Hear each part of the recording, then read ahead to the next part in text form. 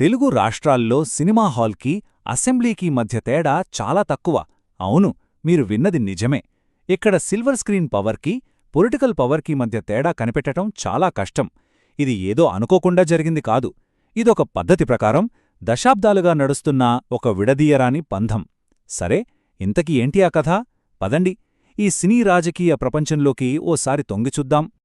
ఇప్పుడు ఈ రెండు పోస్టర్లని చూడండి. ఒకటి సినిమా పోస్టర్, ఇంకోటి ఎలక్షన్ క్యాంపెయిన్ పోస్టర్. ఏమైనా తేడా కనిపిస్తోందా? దాదాపుగా ఏమీ లేదు కదూ. ఆశ్చర్యంగా ఉంది కదూ. అసలు మన చర్చకు ఇదే పునాది. ఎందుకంటే ఇక్కడ సినిమా అంటే కేవలం టైంపాస్ వినోదం కాదు, అదొక పవర్ఫుల్ పొలిటికల్ వెపన్. ఓకే, ఈరోజు మన ప్రయాణంలో 5 ముఖ్యమైన ఘట్టాలుంటాయి. ఫస్ట్, అసలీ సినీ రాజకీయ ప్రపంచం ఎలా మొదలైందో చూద్దాం. తరువాత ఒక నటుడు దేవుడై రాష్ట్రాన్నే ఏరిన కథను చూద్దాం. ఆ తర్వాత ఈ అధికారం వెనక ఉన్న అసలు నిర్మాణమేంటి, కులం, డబ్బు, బంధుత్వాల గురించి మాట్లాడుకుందాం. అలానే ఈ సినిమాలో అణగారిన వర్గాల ప్రాతినిధ్యం ఎలా ఉందో చూసి, చివరిగా ఈ డిజిటల్ యుగంలో ఈ గేమ్ ఎలా మారిపోయిందో చూద్దాం. సరే, మరి మన మొదటి అంకానికి వెళ్ళిపోదాం. అసలీ కథ ఎక్కడ మొదలైంది? సినిమా కేవలం ఓ ఎంటర్టైన్మెంట్ మాధ్యమంగా మొదలై ఏకంగా రాజకీయాల్ని శాసించేంత పెద్ద శక్తిగా ఎలా మారింది? దాని వేర్లు ఎక్కడున్నాయో ఇప్పుడు చూద్దాం. తెలుగు సినిమా పుట్టుకతోనే ఒక తిరుగుబాటు స్వభావాన్ని అంటించుకుంది. అవును, మనం మాట్లాడుకునేది 1930ల గురించి. అప్పట్లోనే గూడవల్లి రామబ్రహ్మం గారు మాలపిల్ల సినిమాతో అంటరానితనాన్ని ప్రశ్నించారు. ఆ తర్వాత రైతుబిడ్డతో ఏకంగా భూస్వామ్య వ్యవస్థనే సవాల్ చేశారు.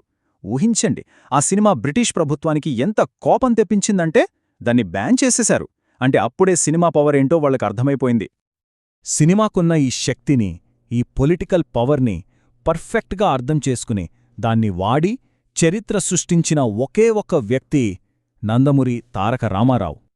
తెరమీద దేవుడిగా కనిపించిన ఒక నటుడు నిజ జీవితంలో ఏకంగా ముఖ్యమంత్రి పీఠాన్ని ఎలా అధిరోహించాడో ఆ అసాధారణమైన కథలోకి ఇప్పుడు వెళ్దాం. ఎన్టీఆర్ స్ట్రాటజీ చాలా సింపుల్, కాని చాలా పవర్ఫుల్. ఆయన కేవలం నటుడిగా మిగిలిపోలేదు, ఒక దైవత్వాన్ని ఆపాదించుకున్నారు. ఆలోచించండి, ఏకంగా 17 సినిమాల్లో శ్రీకృష్ణుడిగా నటించారు. అంటే ప్రేక్షకులు ఆయన్ని చూసినప్పుడు వాళ్లకొక యాక్టర్ కనిపించలేదు, దేవుడే కనిపించాడు. ఆ నమ్మకమే, ఆ భక్తే ఆయన రాజకీయ ప్రవేశానికి పునాది రాయైంది. అయితే కథ ఇక్కడితో అయిపోలేదు. ఒకవైపు ఇలా దేవుడి పాత్రలు వేస్తూనే మరోవైపు సామాన్యుడి పక్షాన నిలబడే హీరోగా కూడా కనిపించారు. అడవిరాముడిలో సిస్టంతో ఫైట్ చేసినా, బొబ్బిలిపులిలో పేదల కోసం పోరాడినా ఆయన ప్రజల పక్షపాతి. సో జనాల దృష్టిలో ఆయన ఒకేసారి దేవుడు మరియు వాళ్లను కాపాడే రక్షకుడు. ఈ డబుల్ ఇమేజ్ ఆయన్ని ఎవ్వరూ ఆపలేని రాజకీయ శక్తిగా మార్చేసింది. నమ్మగలరా? తన సినీ ఇమేజ్ని రాజకీయ విజయంగా మలచడానికి ఎన్టీఆర్కి పట్టింది కేవలం 9 నెలలు.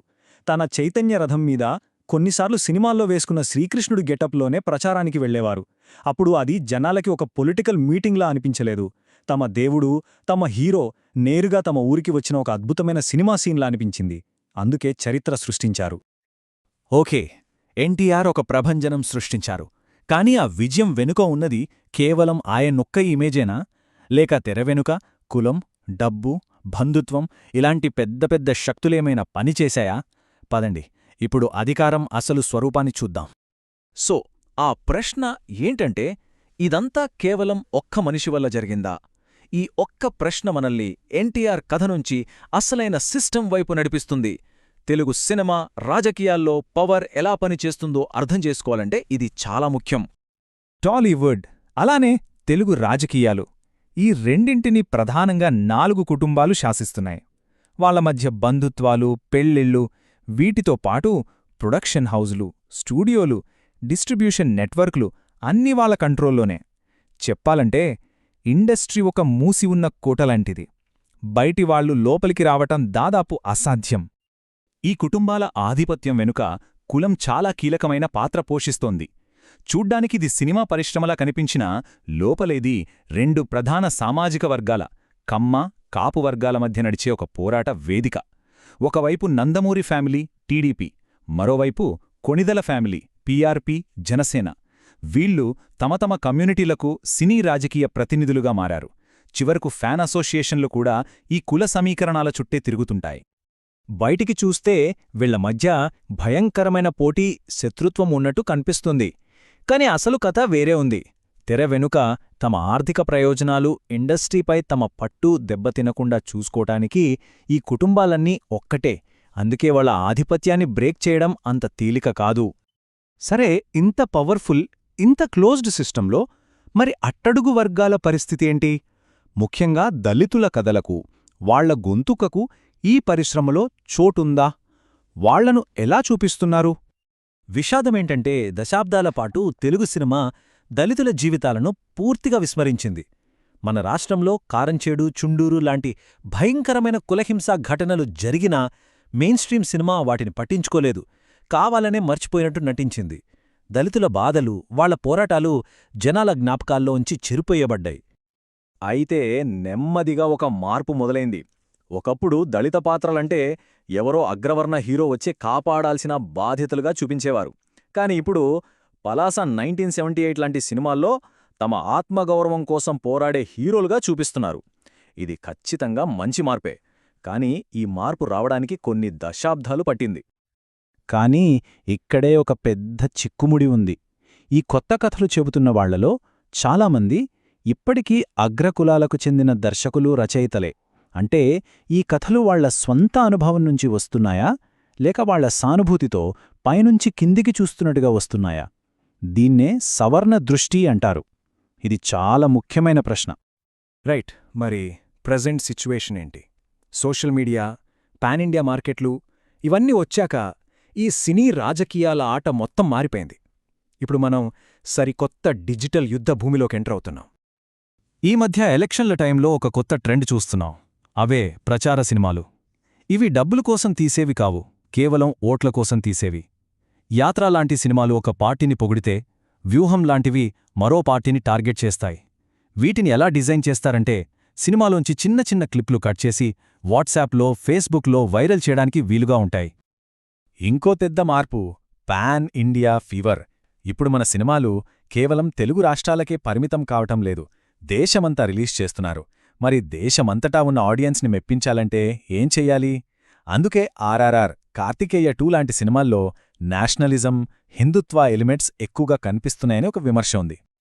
సోషల్ మీడియా పవర్ ఇప్పుడు ఏ రేంజ్లో ఉందో చెప్పడానికి ఈ ఉదాహరణ చాలు. జస్ట్ ఒక ప్రీ రిలీజ్ ఈవెంట్లో మాట్లాడిన మాటలకి #బాయ్కాట్ లైలా అనే ఒక హ్యాష్ట్యాగ్ ట్రెండ్ అయింది.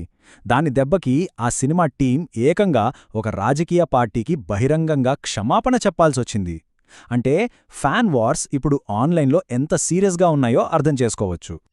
ఇక్కడే ఒక ఇంట్రెస్టింగ్ పారాడాక్స్ ఉంది. ఆలోచించండి. టాలీవుడ్ ఇన్నేళ్లు తన పొలిటికల్ పవర్ని దేనిమీద నిర్మించుకుంది? తెలుగు అనే ప్రాంతీయ గుర్తింపు మీద. కానీ ఇప్పుడు పాన్ ఇండియా సక్సెస్ కోసం ఆ ప్రాంతీయతను పక్కన పెట్టి ఒక రకమైన జాతీయవాదాన్ని స్వీకరిస్తోంది. మరిది లాంగ్ రన్లో తన అసలు పునాదినే బలహీనపరుస్తోందా? ప్రస్తుతమైతే ఇండస్ట్రీ పరిస్థితి కొంచెం టెన్షన్గా ఉంది. ఒకవైపు ఆంధ్రప్రదేశ్లో డిప్యూటీ సీఎం పవన్ కళ్యాణ్ ఇండస్ట్రీని హెచ్చరిస్తున్నారు. మరోవైపు తెలంగాణ ప్రభుత్వం టికెట్ రేట్లు, ఈవెంట్లపై కఠినంగా వ్యవహరిస్తోంది.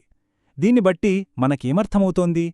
ఇండస్ట్రీ ఎంత పవర్ఫుల్ అయినా చివరికి అది ప్రభుత్వాల దయాదాక్షిణ్యాల మీద ఆధారపడాల్సిందే. సో ముగింపుగా మనం వేసుకోవాల్సిన ప్రశ్న ఒక్కటే. ఇప్పటికీ ఈ పరిశ్రమలో అధికారమంతా కొన్ని ఆధిపత్య కులాలు, మగవాళ్ల చేతుల్లోనే ఉంది. మరి అలాంటప్పుడు చెప్పబడని అతిపెద్ద కథ ఏంటంటే, భవిష్యత్తులో కెమెరా పట్టుకొని కథ చెప్పే అవకాశం ఎవరికి దక్కుతుంది? ఈ ప్రశ్నకు దొరికే సమాధానమే తెలుగు సినిమా రాజకీయాల భవిష్యత్తును నిర్ణయిస్తుంది.